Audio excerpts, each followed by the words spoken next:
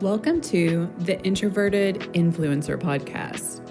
I'm your host, Erica Van Slyke.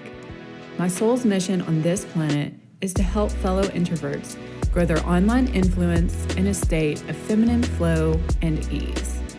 While battling the woes of depression, anxiety, and even mom guilt, I've somehow managed to build a six-figure blog without the use of social media and without sacrificing my mental health.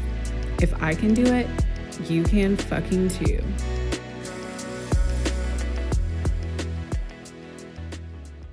Hello there. Welcome to episode 13 of the Introverted Influencer Podcast. I am truly grateful that you have taken the time out of your busy life to tune into the show this week. And I sincerely hope and pray that these episodes are helping you unlearn so many outdated, antiquated, unhelpful perspectives that a broken society has basically brainwashed and indoctrinated us with. And in return, I hope that you can not only apply some of these perspectives to your daily life, but also to the way you approach your business or your career as well. Because I truly believe success and the path to true success is about 80% mindset and 20% action, especially as someone who is trying to design a life full of joy and fulfillment and innovation. So here I go again with another controversial concept this week. It's not set in stone yet, but I believe the title of this episode is going to be Stop Trying Harder. What? Yeah, I said stop trying harder. And before you write me off as endorsing laziness, let me explain myself. So, in many of the previous episodes I've recorded, I have referenced my infatuation with quantum physics and how once I learned some of the basic concepts of this really exciting new field, it basically confirmed many of my spiritual beliefs, my yogic practices that I know have helped transform my nervous system, and even just with my inner residence and my knowing, like my knower, in my gut. For years and years, this crumbling society that we live in has basically been held hostage by Newtonian physics, which originated from Sir Isaac Newton's findings, where we've been taught that just visible, tangible, physical matter is essentially all there is. That's all there is to life. And that it's all that's worth studying, recording, acknowledging. And in this paradigm, there's no room for spirituality, miracles, or magical synchronicities in life.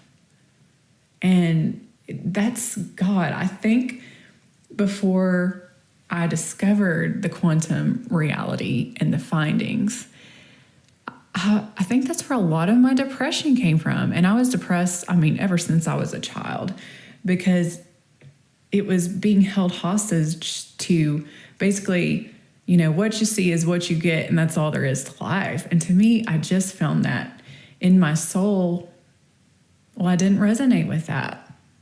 And I think there was some duplicity there. But anyhow, so back to quantum. The quantum way of looking at reality is that all matter is both wave and particle. And even more mind-blowing, the vast majority of our reality, even what we see, is actually more vibration or wave as opposed to particle or manifested matter. like trippy, very trippy. And so what really scientifically confirms the importance of mindset in both your daily life or even when you're trying to achieve success in your career or business is one of the key findings in quantum physics by means of the infamous double slit experiment. And I'm going to get lost in the woods because I'm not a super detailed technical person. I am just a really big picture person. So look it up for yourself. It's called the double slit experiment. But the findings basically prove that matter are both wave and particle. And even better, the electrons involved in this double slit experiment changed their behavior by the simple act of being observed. So, taking this a step further and tying it into mindset and manifestation or even faith, what you assume and what you intend will dictate your physical and tangible results. Because your thought pattern is the wave or the vibration, and your five sensory experience is simply what is being reflected back to you in particle or physical form. So basically, wherever you let your imagination fixate on will dictate your experience. So, are you making your reality harder than necessary? Are you locked into an existence of fear, frustration, or just brute force? Or are you allowing yourself to live in a balanced place where flow meets inspired action? So, on the scale of, you've got sheer force on one end of the spectrum and then sheer laziness and stagnancy on the other end. Where do you stand and where are you living? And it's okay, we can fluctuate. We're not robots, but where is your set point? Personally, I can say that all of my wins and successes in life, like even with weight loss, have come through a beautiful balance of inspired action coupled with the least effort possible. I know that sounds weird, but anytime I have made something hard and I have pushed and forced something to work, I burn out every time.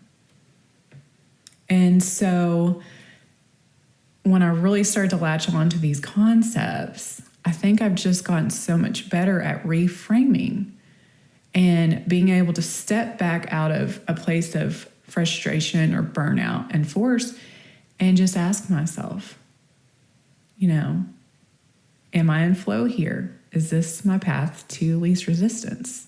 Am I being reactive? Do I need to take a step back? Because I realize now that all great ideas and innovation are birthed from a place of flow and receptivity to forces unseen, and that's faith. So if you believe it has to be hard or that you need to just force harder and work harder, because I know that is what we're taught most of our lives, that we're just lazy losers and we just need to suck it up and try harder. If this is what you believe, if this is the wave and the vibration that you're putting into this quantum realm, reality will collapse and rearrange itself to reflect this. And I believe that's what causes just so much convolution and, why we make it harder than it has to be. And we get so frustrated on the path to achieving whatever goal we set out, whatever we want out of life. I think that's why so many people give up before their miracle manifests into physical form, because through the lens of quantum reality, what we're experiencing right now in our five sensory reality is essentially old news. It's the past. Because what it is, there's lag time with our thoughts and how long it takes for that wave to collapse into a particle. So our current reality is just a result of all of our past assumptions and our past thought waves. And yes, even our old vibes. So that's why I love to use the phrase all the time. I always say, that is not the vibe. That's not the vibe I want to create my reality on and live from. So assuming reality works in this way, I advise you to be so damn careful about even like what business coaches or mentors or even what information you are choosing to consume, because you truly do get to choose the paradigm that you want to dwell in.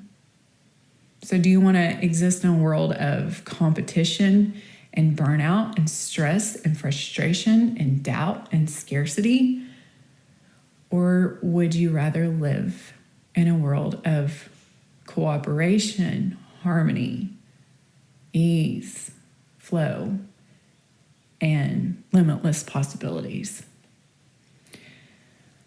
I hope I'm not inaccurately crediting the wrong author here, because I do have mom brain. I've got a horrible memory, but I believe it's Neville Goddard. He is a very wise author and thinker. And his teachings express that on the path to achieving your dreams, you must continuously reframe adversity as like merely theater. And you kind of have to detach yourself from the reactivity of whatever you are perceiving to be adversity. No matter what you believe is standing in the way to achieving your dreams, whether it be inaccurate doubts that people just won't get you, people don't like you, or they're not going to understand what you're doing. Or maybe it's the victim mentality of, there's just too many factors beyond your control that threaten to just sabotage your success, or that you're not even smart enough to figure it out or work through it, or what many of us have been taught, that we're not hard enough workers, that we're lazy. You're going to have to reframe that. Fuck that. And the reframe here is who I believe it's Neville Goddard that says, you must reframe doubt into it's all in harmony with your vision. There's a reason you're going through this right now. And you're going to have to, the only way you can really figure that out is by taking the reactivity and the frustration out of it and realizing what a powerful creator you are. Because from the quantum perspective, your thought waves will aid in bringing about your 5 sensory conditions. And that's why I essentially stress that there's scientific data showing how your thoughts and mindset are more important than your action. So if we can detach from our stressed, fearful state and start to look for how whatever perceived adversity in our life is actually working to our benefit, well, think about what incredible innovations and creations we can tap into. But we can't tap into this realm of limitless possibility and creativity when our stress hormones are in overdrive and we're stuck in such a limited focus of our already manifested 5 sensory experience. Because, as I've said, what we're experiencing now is actually just past. It's old news. Because it's a manifestation of our former thoughts and assumptions. So, all of this to say, contrary to what we've been trained, I'm telling you, stop working harder and get your mind right first. And the ideas, the innovation, the inspiration will come in due time. And then your job will be to act them out. But it's also about acting them out and carrying your ideas out from a place of least resistance. So I hope that this tangent of mine today made sense to you and resonated with you. I know this is maybe for many of you super esoteric and crazy. Maybe you think I'm a crazy person now. I don't care. Learning to shift from that place of the Newtonian dynamic where it's just, reality is just what's physical, what's in front of us, to this quantum perspective has just been a breath of fresh air for me. And like I said, I think it's helped a lot with just my worldview and not being so depressed in life, because this just resonates with my soul more. And I hope it does with you too. Thank you so much for stopping by this week. I make no money from this podcast, so the best way to pay me back, so to speak, is either by giving this show a 5-star review or sharing it with a friend or screenshotting this episode on your phone and uploading it to your Insta story and then tagging me in it at Designing Vibes. I'm sending you my love.